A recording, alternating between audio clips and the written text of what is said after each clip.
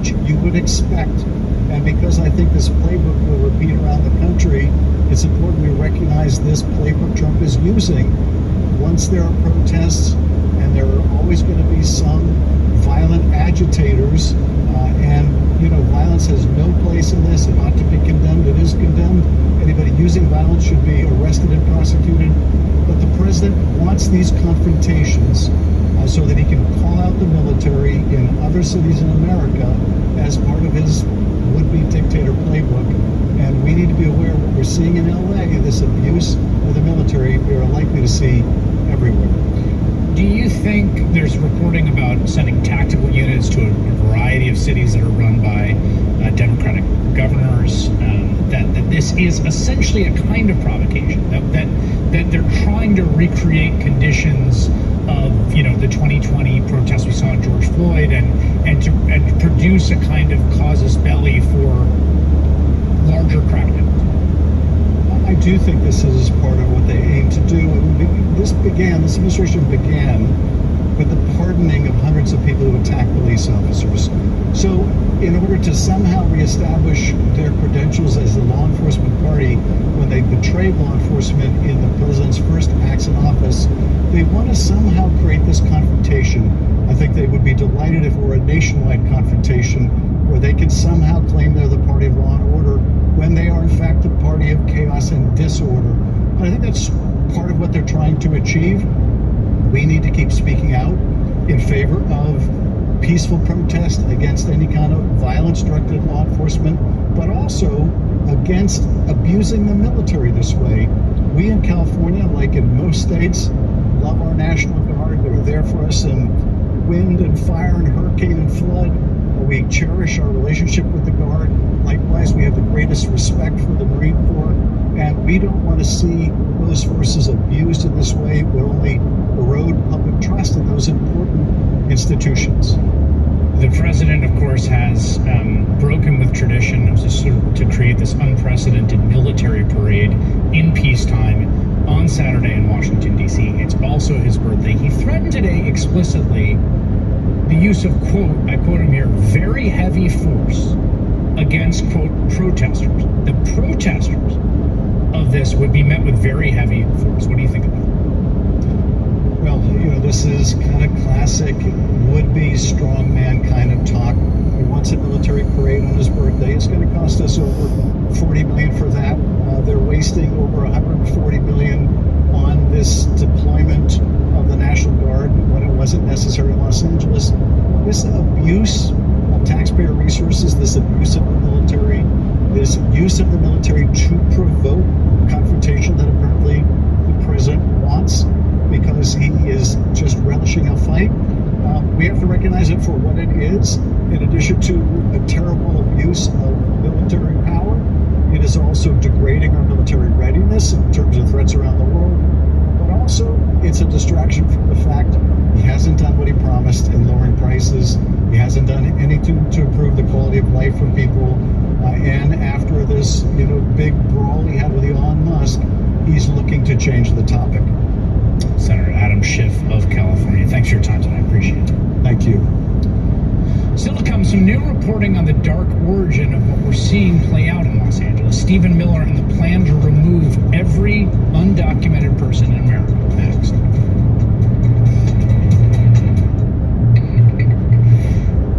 What we're seeing play out in Los Angeles and across the country, from Omaha to Great Barrington, Massachusetts, has been the project of White House aide Stephen Miller since day one of Donald Trump's presidency. Round up every person that appears to be undocumented and deport them as quickly as possible. And none of this should really be that much of a surprise because Donald Trump did promise this during the campaign. We will begin the largest deportation operation in the history of the United States. We will close the border. We will stop the invasion of illegals into our country. Immediately upon taking the oath of office, I will launch the largest deportation program in American history. The United States is now an occupied country, but it will soon be an occupied country no longer. On day one, I will launch the largest deportation program in American history. Well, Meanwhile, Trump used the cover of criminal immigrants for his broader messaging, right? See the migrant crime in the background there? The reality that has confronted Trump and Miller and the entire administration since they got back into power is this. There simply are not millions of dangerous, undocumented criminals just hanging around to be grabbed and deported. And so what that led to is a meeting back in May at Immigrations and Customs Enforcement headquarters, reported by the Wall Street Journal, where Stephen Miller said, quote, agents didn't need to develop target lists of immigrants suspected of being in the U.S. illegally. Instead, he directed them to target Home Depot or 7-Eleven convenience stores. Miller bet that he and a handful of agents could go out in the streets of Washington, D.C. and arrest 30 people right away. Who here thinks they can do it? Miller said, asking for a show of hands. That really is the key to what we're seeing now. ICE agents started following Miller's guidance and began enforcing a quota-based system of mass roundups using heavily armed, often ununiformed masked agents showing up everywhere from pizzeria kitchens to elementary schools to Home Depot parking lots. And round them all up is becoming the rallying cry in MAGA. Here is Steve Bannon earlier today. Don't apologize. All 10 million have to go. Not just the criminals in the insane asylum. This is what Bass and Newsom are whining about. If you're here illegally, you're going to go back to your home. Now, lots of Americans are starting to learn what that policy looks like in their communities against their neighbors. They're starting to question the administration's actions. Listen to this guy in Pennsylvania question the ICE raid that took place at his local pizza joint. It's really hard to fathom that the guy making my pizza for 25 years is a gangster and a terrorist, and the person who shows up in an unmarked car wearing a mask and body armor who comes to take him away is somehow the good guy. Yeah, it doesn't make much sense to people watching this because the people rounded up don't appear to be the bad guys that Donald Trump campaigned on arresting and deporting. And so people are pushing back. Listen to this incredible moment during yesterday's protest in Los Angeles as a man confronts the military sent to the city by Donald Trump. You should be standing here with us. You're on the wrong side of history. We know you got a job to do, but you took an oath to the Constitution, not to the fascist White House. Think about what you're doing now. Think about what this means. Coming into our community. Peaceful community. People working their jobs. They send in men in military fatigues. Weapons of war. Into our communities. And you stand here and you allow it. I am sick and tired of it. You should be sick and tired of it. What is causing the chaos and the disorder in these communities, to the extent there is chaos and disorder, are not the protests. Rather, what's causing it, what started all of this, are the heavily armed agents showing up to tear apart the lives of peaceful, law-abiding, hard-working neighbors. And we should all be sick and tired of it. What's happening in Southern California serves to act as a kind of distraction from what's happening in Congress. Trump and Republicans are attempting to pass their big bill to cut taxes for rich people, cut Medicaid and SNAP for everyone else. It's a bill that Elon Musk quite infamously called a disgusting abomination, although we should say because it didn't cut enough. And everyone from Georgia Congresswoman Marjorie Taylor Greene to Nebraska Congressman Mike Flood has admitted they don't exactly know what they voted for. Can you please tell us why you voted to approve a budget bill that includes Section 70302, which effectively prohibits federal courts from enforcing contempt orders?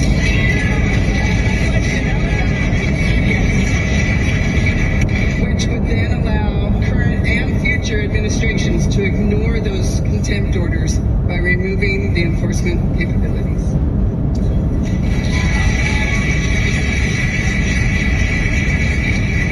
I do not agree with that section that was added to that bill. This provision was unknown to me when I voted for the bill.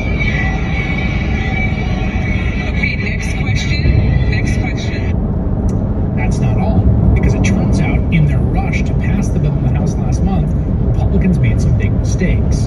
Apparently no one read the bill that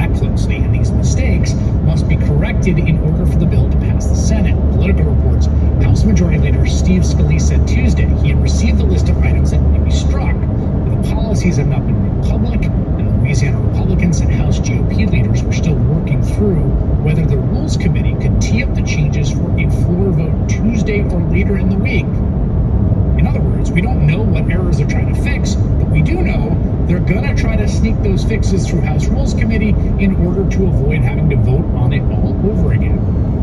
Bottom line is, the fight to stop this hugely unpopular bill is by no means over. And one senator who's helping to lead the fight against it, Raphael Warnock of Georgia, joins me next. MSNBC's Jen Psaki, host of The Briefing. We've never experienced a moment like this in our country, and it leaves us all with a choice. Are we going to speak out, or are we going to be pressured into silence? I've worked for presidents, I've faced the tough questions from the press, and even threats from the Kremlin. And if there's one thing I've learned, is that you can't cower to bullies. We don't need to be hopeless, we have our voices, and I will continue using mine. The Briefing with Jen Psaki, Tuesday through Friday at 9 p.m. Eastern on MSNBC.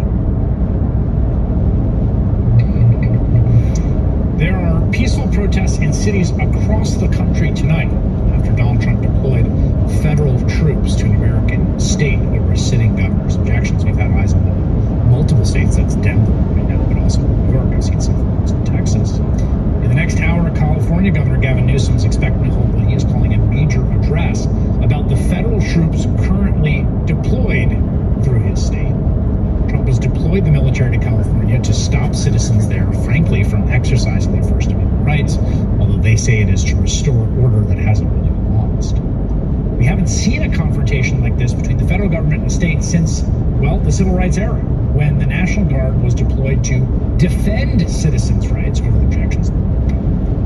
In 1963, 62 years ago tomorrow, President John F. Kennedy sent in his Deputy Attorney General and the National Guard so black students could attend the previously all-white University of Alabama, where segregationist Governor George Wallace had been physically blocking the schoolhouse door. Two students who simply seek an education on this campus are presently on the campus. They have a right to be here, protected by that court order. They have a right to register here. Shortly after Governor Wallace carried out his promise to block the doorway, President Kennedy ordered the Secretary of Defense then to use military force. Here, by videotape, is the encounter between... No, but Tom, he says to me, what are you wearing? He's like, you look ridiculous. His invite said yoga bar, spot on, right? His text auto-corrected. So what was it meant to say then? Toga party. What? So they all came as Romans. I never thought of it like that. You about? Join me, Roman Kemp, and me, Tom Grennan for our weekly catch-up, otherwise known as a podcast. You about? Listen on BBC Sounds. BBC Sounds. Music, radio, podcasts. Warning, this episode contains strong language.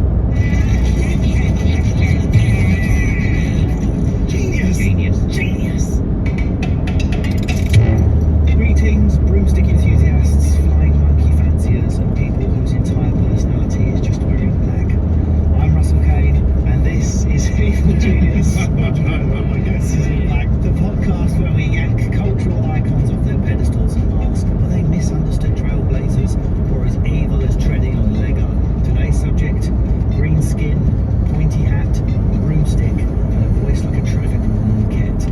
We first met her in The Wizard of Oz, where she was a cackling terror with a grudge against glitter and shoes. But then came the reinvention, the wicked, and suddenly the villain had a name, a backstory, and a show-stopping solo about flying a plane. It's Elphaba Throp, the Wicked Witch of the West.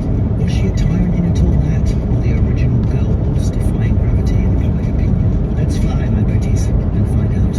My pant today could outfly half of Oz on sarcasm alone. First up, Emmanuel Sanubi, comic, actor, ex-bouncer, and built like someone who could throw a house at a witch. Next, Jess Fostergue, stand-up storm, competitive powerlifter, feminist fireball. If Elphaba's biggest crime was being a smart woman with opinions, Jess would have joined her on the broom and unionised the Munchkins. And finally, Joe Sutherland, comedian, writer, and as glam as Glinda's duvet. He's got the wit, the sharpness, and the jawline to run Oz himself. And just like me when Lindsay is out at the shops, he'd do it in a cape and heels.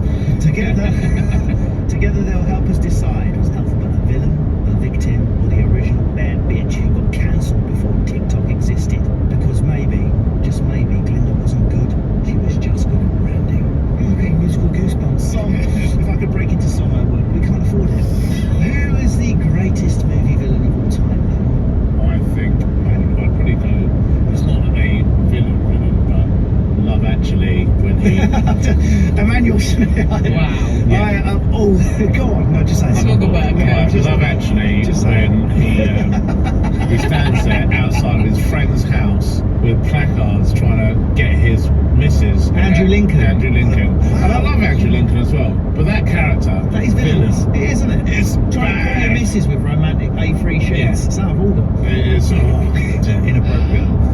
Joe, who's your favourite villain?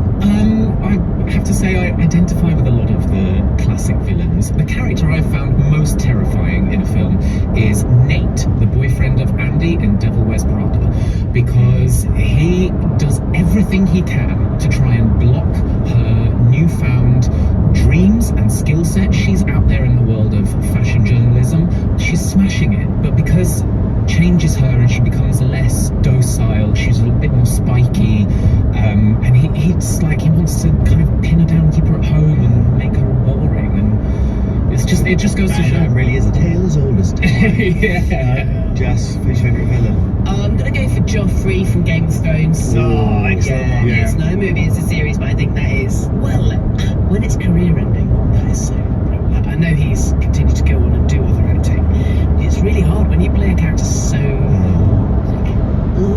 such He was brilliant as well. Yeah, he was amazing. Brilliant, because I hated him. Yeah. That's the only thing. I was quite happy when he died and how he died as well. Yeah. It was like, watching that, and you go, I shouldn't be feeling this. It's not real. Still virtually a child as well. You're like, yeah, good God. Yeah. Yeah. Oh, full on. Right, so Elphaba Throp, what do we know about her? Well, she was born to the governor of Munchkinland and his wife. She's an isolated kid, partly because she already has a very strong sense of justice, which rubs some Munchkins up the wrong way, and partly because she's green. Her father, who isn't green, unlike the guy who mysteriously shags her mum in Act 1, put it this way, it'd be a short Jeremy Kyle episode. Are you the dad or not? That's green bloke.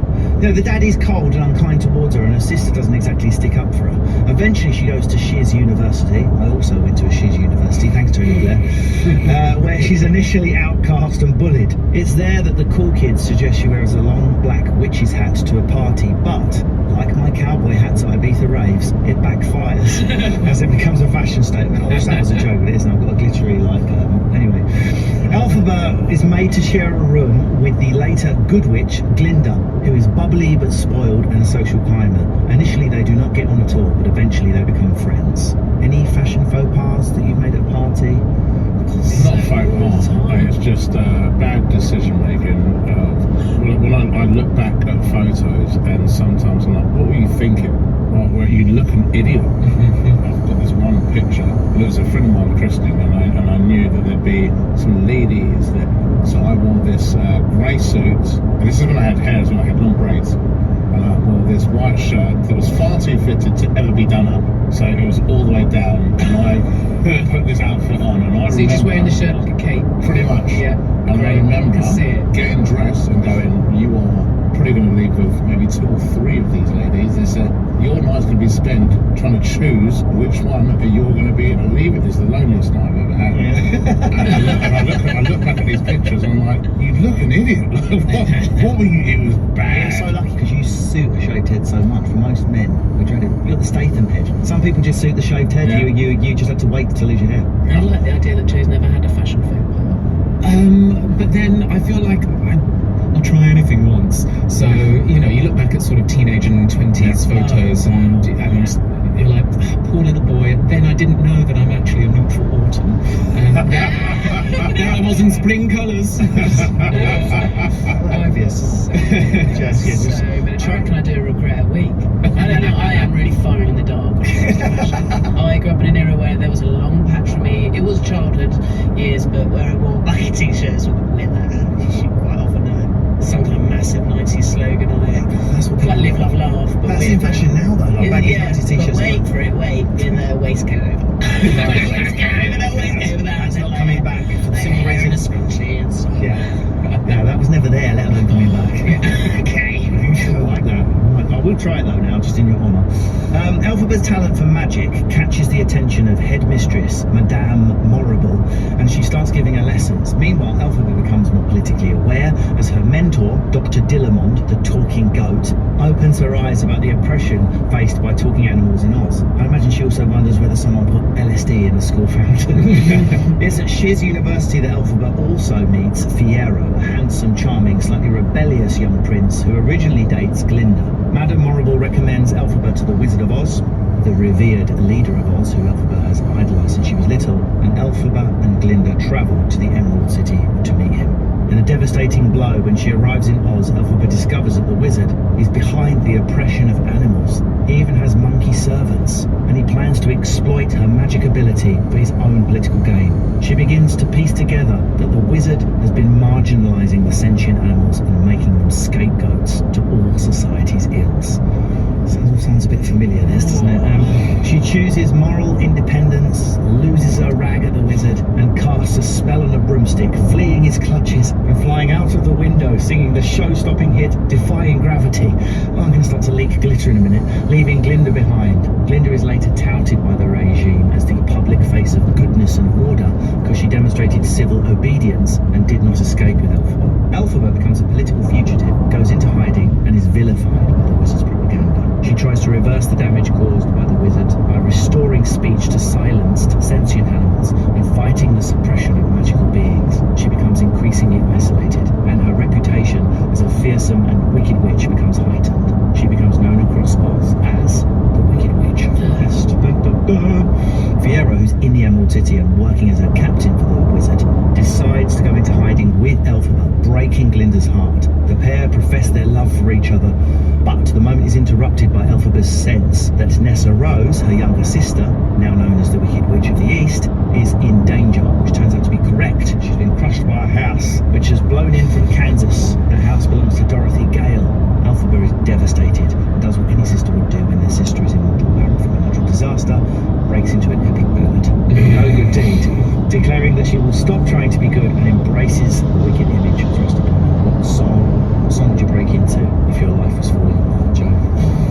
What don't I? God, I have a playlist exactly for this. And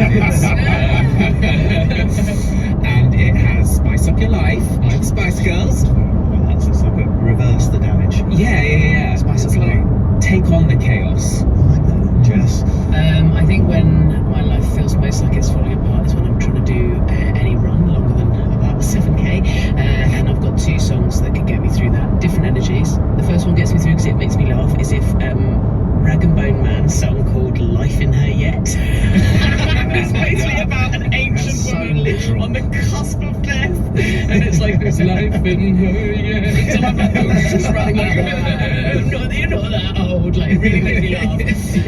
Or Kneecaps, Powerful. Because I can be ruined, and if I put that on near the end, I will do the fastest K of the whole run. So I'm like, powerful. What about you, man? Was it wet or something? Actually. My evil genius coming out song is "Welcome to the Jungle" by Guns N' Roses.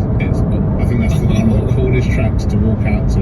I think it was in Megamind, the animated film, where he comes out to it, and it's just such. When you say comes out, you mean onto stage? Yeah, everyone got very excited. I'm really confused there. You'd break Grinder within 7 minutes. Meanwhile, Dorothy, fated by the Munchkins of Munchkinland as their liberator from the Wicked Witch of the East, takes the dead witch's slippers. Elphaba is determined to get them back. Dorothy embarks on a quest to meet the wizard, hoping he'll help her return home. Elphaba becomes a major obstacle in this quest, with some help from her terrifying flying monkey army. She casts a spell on the field of poppies, sending Dorothy and her friends to sleep. She flings fire at the scarecrow and eventually kidnaps her with the help of the monkeys, and threatens to kill Dorothy so she can get the ruby slippers and avenge her sister's death. In her castle, the witch uses her broomstick to set the scarecrow alight, and Dorothy throws the bucket of water at him, catching Elphaba in the face. This kills her as she screams, "I'm melting!" revealing a vulnerability that seems almost absurd. In contrast to this group, she's throwing water on, that's the shittest You can make Achilles heel. animals speak. You can't have a bath. So this should be the end of the story, but it isn't. When Dorothy throws water on her. Elphaba melts, but it's a trick. She fakes her death to escape with Fiero, now transformed into the Scarecrow to avoid capture and torture. Elphaba escapes to Oz with Fiero alive but forever hidden, remembered by the world as a monster, yet by the few who loved her as the greatest soul they ever knew. I know. Guys, it's the first envelope for new listeners, and there will be loads of Wicked fans. We have 3 envelopes with interesting or mysterious facts or viewpoints that drive the debate forward, and our first one is in the hands of Joe. Can I just say it was so hard not to sing all the songs during that rundown? I wish we could afford to. I wish we could. I wish we had the money.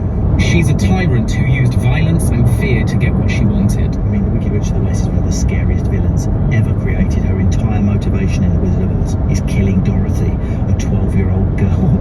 I'll get you, my pretty, and your little dog too. She does this not only to avenge the death of her sister, who was crushed by Dorothy's house landing in Oz, but more importantly, that she can get her hands on the ruby slippers, which will increase her power. Fun fact, the slippers were silver in the original books, but they changed them to ruby in the film, just to show off all the technical and technology. She's a bully, isn't she? She dropped her house on your sister and stole her shoes. I'd be pretty annoyed. Yeah. Did she mean to drop the house on the sister, or was that like a terrible accident? Because like you would think Dorothy just landed awkwardly. she landed where she landed, and then I think, you know, even if before all of this they weren't believing in karma, I don't know. Karma is a witch. I think if I died by house landing on me, like in the grand scheme of things, I'd be chuffed with things. Like, do you know what I mean? Karma came for you. It's going to be a quick old death. Bang, wallet gone. Exactly. She's unpopular amongst the Winkies, the people from the western region, of which she holds the title Wicked Witch, and she's only in power because the fear her magic inspires in them. She enslaves animals to do her bidding. She has a pack of 40 wolves, a flock of 40 crows, a swarm of black bees, and an army of Winkies, #BonnieBlue. She also has the enchanted golden cap, which means the terrified winged monkeys have to do as she says, and they clearly hate her. When Dorothy kills her by throwing a bucket of water in her face, they all rejoice. So she's a bad boss, basically. She revels in the pain and fear she causes in others too, often accompanying her threats of violence with a cackle. And in her final scene, she clearly enjoys terrifying the Scarecrow with fire. I mean, it's a general rule, if you cackle after you do something bad, It's you don't choose your laugh, though, do you? As someone who has got like a laugh like a machine gun, who gets quite a lot of shade on social media every time I appear on anything when my laugh makes the edit. It's when you hear Jimmy Carr in the same room.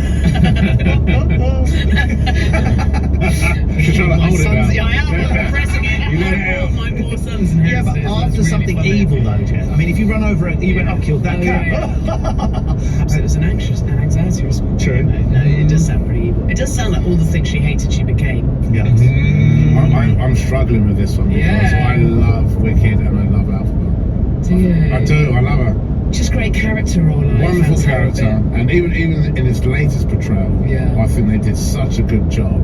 And what she generally goes through, and a lot of it is propaganda and poppycock. I never use language like that, but today, specifically with the old animal treatment, that's confusing because I thought that it all began with going, "I can't work for a guy that enslaves a creature." And because she didn't want to, like, you see, became the film, they tricked her into making the monkeys win. So she didn't know that was about to happen. Yeah, she reads out the spell. She reads out the spell, not knowing what was going to be the thing. And she tries to stop it. Okay. I mean, Joe, in her younger days, Elphaba was a moral absolutist, and there's tyranny in that too. She becomes a resistance member of a secret underground organisation, basically a terrorist movement, with the goal of making real social change in the political scene of Oz, no matter what the cost. And she begins to view violence as a means to enacting change. She attempts to assassinate the wizard's crony, Madame Morrible, but is unsuccessful. She always acts impulsively and unilaterally to further her cause. It's understandable that she might not want to involve other people in her thinking, as she's lived a life of feeling ostracised, but that doesn't mean she always knows best, does it? No, it doesn't, and it's difficult because I feel like there are so many other films and stories that follow a very similar path, but it's just positioned differently. Like the rebel force in Star Wars Force, are they not doing pretty much exactly the same thing, going around exploding people's like robot moons? And is that what happens? It was an absolute joy to watch you just wander out of what you know about. No words found, no files. Was Elphaba interested in peace? Is she? Do you think, really? I think. Was she really? I think at one point she was, and I think the more that she found out about what was actually happening, that slowly dwindled. Especially when you see all the animals that were speaking, and all of a sudden they're going through this transition now that speech is being taken away from them. You think from their perspective, that's going to be an even harder thing to take. A lot of this is going to be perception. I mean, let's not forget the fact she did have a bit of a fling with Fierro when he was married to Glinda. They weren't married. Hello. Were they on a break? They weren't even on a break. They were barely dating, if anything. And well, some accounts have them as married, some. And that does make a bit of a melt. Which way Emmanuel's going to go on this? Nobody in hell, no wizard that there is or was, is ever going to bring them. On a break. They were barely dating, if anything. And well, some accounts have them as married, some. And that does make a bit of a melt. Which way Emmanuel's going to go on this?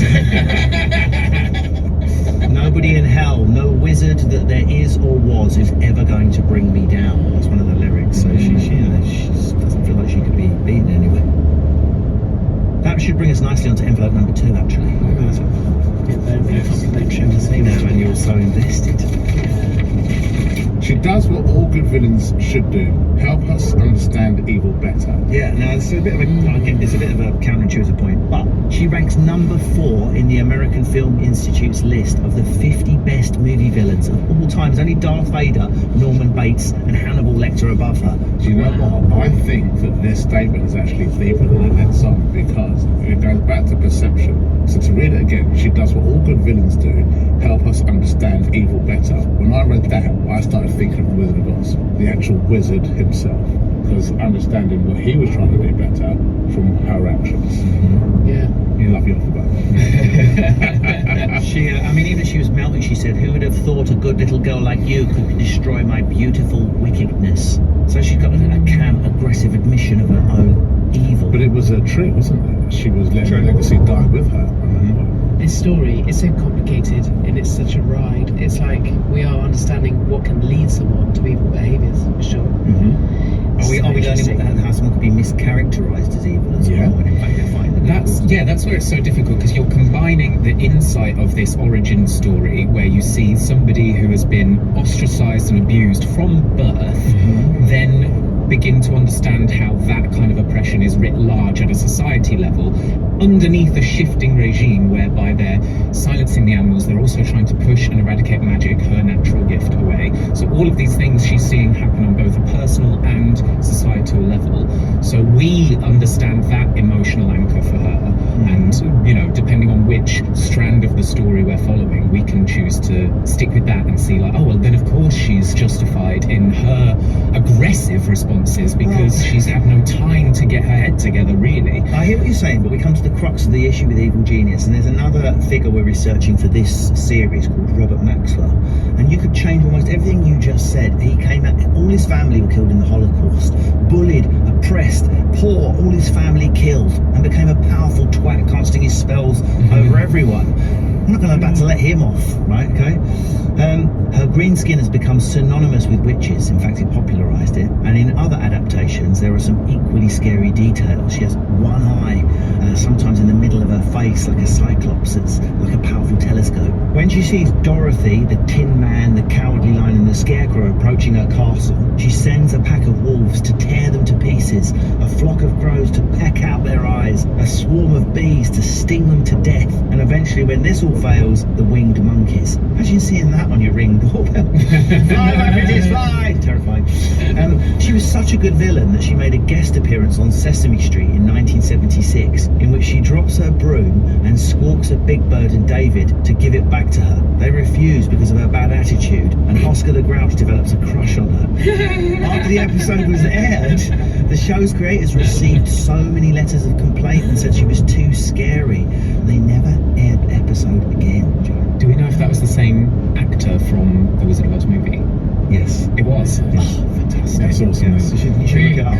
You know, the film director John Waters has this great story about getting on a bus in Baltimore when he was probably in his 40s or something. So he's made a success. He's an adult man, and he's also made a lot of transgressive work. You would think nothing could shock him, and he said nothing has ever terrified him. Like when he was sat on a bus and that actress got onto the bus and sat down, and he just had this primal thing from when he was a child watching that character. That he was like, ugh! But then he got over it and went over to him and said, by the way, I love you. You're the reason I work in movies.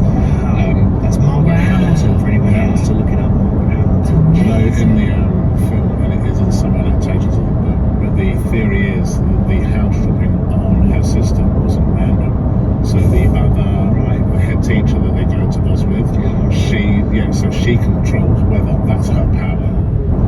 So the thing was that she called the tornado. I mean, I don't know anything about this because it works. That's professorial knowledge from somebody here. Were you scared of any other villains as a kid, Jess? Loads, yeah. I still can't really enjoy horror films. I'm very easily scared. It wasn't a villain, but I got like a real fear of oil, flames, fire, and even lamps that had been on too long from an episode of Casualty. Yeah, I was only 5. Why were my parents not giving me any rules while I was watching it? And like late 80s Casualty was pretty hardcore, and there was like a couple in bed on a houseboat.